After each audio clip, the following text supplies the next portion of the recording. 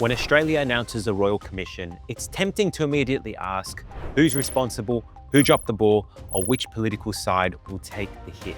But the real question Royal Commissions are built to answer is much deeper and much more uncomfortable. Did our institutions work the way we reasonably expect them to work? And if they didn't, was this something that could have been prevented, or was it a tragedy that no system could realistically stop? That's the space that this Royal Commission, looking into anti-Semitism, spurred on by the Bondi shooting, is going to show.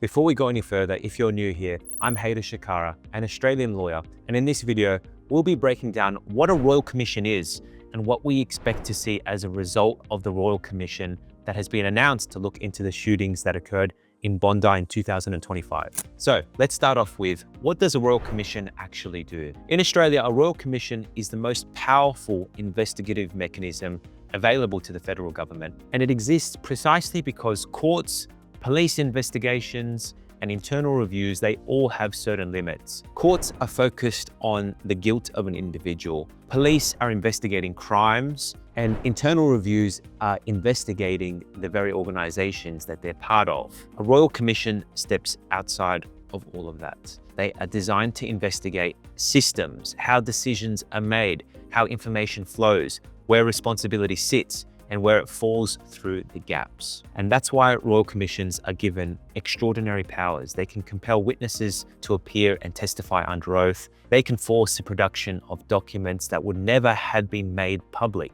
They can hold hearings openly so the public can see not just what happened, but how these institutions explain themselves. I think most importantly, they can do something that courts generally can't. They can create a whole story. They can create a narrative as to what occurred and what led to what actually went wrong. And that's why historically Australia has turned to Royal Commissions when there has been national issues. Like we had the Royal Commission into Aboriginal deaths in custody. And that's because it wasn't about one death. It was about a pattern, a recurring theme of things happening again and again, and a number of institutions failing. We had the Child Sexual Abuse Royal Commission, and that wasn't about one offender. It was about how institutions repeatedly prioritize their own reputation over the safety of children. We had the Robo-Debt Royal Commission, and that wasn't about one public servant. It was about how automated systems, legal advice, and political incentives combined to cause widespread harm. In each of those cases, the central question, it wasn't about who do we punish or who is guilty. It's more about how a system ends up the way it is and how that ends up being acceptable and what we missed when you have all of these systems that are kind of connected and all these institutions that are kind of connected to one another. And so that question, it ultimately lies at the basis of this inquiry. Was there an institutional failure? And this is where the public conversation, it becomes quite heated, because institutional failure sounds like somebody's there to blame. It sounds like someone's being negligent or decision makers being out of the loop. But the truth is, legally, institutional failure is far more nuanced than that. You can have a whole institution fail even when every individual in that institution was following the rules. If we were to take the example of the Bondi shootings, there could be some people that are saying that the police failed in their jobs, that they should have been better and they should have gotten to the scene faster. But that's not blaming individual police officers or commanders. That's saying that the police as a whole could be doing better. But was anyone actually doing anything wrong at that stage? Did anyone actually fail in their job or their duties? And I think in hindsight, after a tragedy, everything starts to look obvious. But if you're looking at it from the context and the lens of what occurred before that, or even at that time, it might be harder to decipher. And I think the answers are a little bit more tricky and nuanced. Okay, so here's what we know about the Bondi shootings. We know that there was an element of ISIS-inspired radicalization to one of the shooters, at least to some degree. And according to reports, one of the suspects had been under investigation by intelligence services since 2019, but that person was cleared, and that raises some questions. What was known about these individuals prior to 2025? Were they on any watch lists? Did intelligence services share information across other agencies?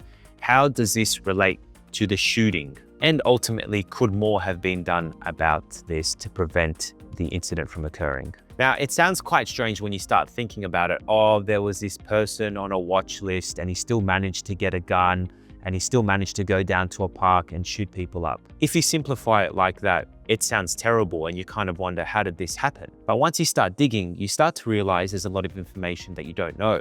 How many people are actually watched by ASIO? What is that threshold when someone is watched? How long are people watched for? How many people are watching these people? We have no idea about this information or data, but because someone is suspected of doing something 6 years ago and was on some kind of watch list, to me, it means that they were watched, and ASIO thought that there was nothing more to do, so they stopped watching them at that point. Here's another thing that we know prior to the incident, and that is attacks on Jewish locations, arson, vandalism, they were all rising, and community leaders had been warning of rising hate towards the Jewish community. So if hate-motivated violence was increasing, did institutions recognize that pattern, and was the response adequate? These patterns aren't direct evidence of failure yet, but they are red flags worth probing and looking into. How much was actually done? Were these concerns really taken seriously? And ultimately, one of the main questions that will come out of the Royal Commission is, could this have been prevented? And my personal view on it is that it would be so extremely difficult to stop all violent acts in a society. And if prevented means absolute certainty, stopping all violent acts, predicting every individual who'll cause harm, then no. No society has ever built a system capable of that, and no Royal Commission will pretend otherwise. Human behavior is just too complex, but if by prevented you mean something narrower, could you have reduced the risk in some possible way? Were all of the warning signs that the community leaders raised ignored, and maybe next time something can be done about that? Then those are maybe the questions that the Royal Commission could get into. And I think this is where the concept of reasonable prevention matters. Institutions are not expected to guarantee safety, but they are expected to design systems that reduce foreseeable risk and adapt to emerging patterns and learn from past failures so that we don't make the same mistakes again. And the Royal Commission measures institutions against that standard.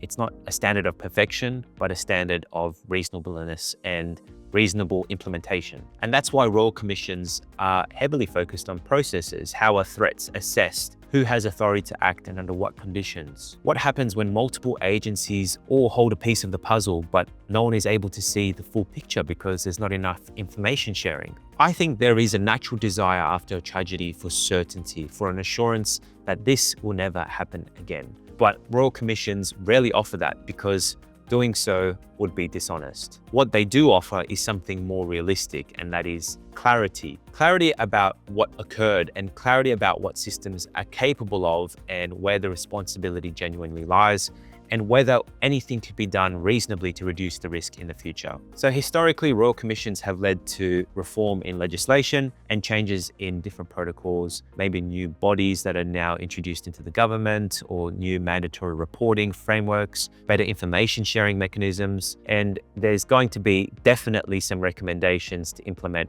I think, mandatory education. Over time, this commission will produce a detailed record, submissions, findings, recommendations, and that record will outlast the 24-hour news cycle. It will be cited in future debates. It will be pushed for future reforms and for future inquiries as well. So if you've got questions about how Royal Commissions operate, please drop them in the comments. And if you found this video to be useful, please like and subscribe to the channel, and I'll see you in the next one.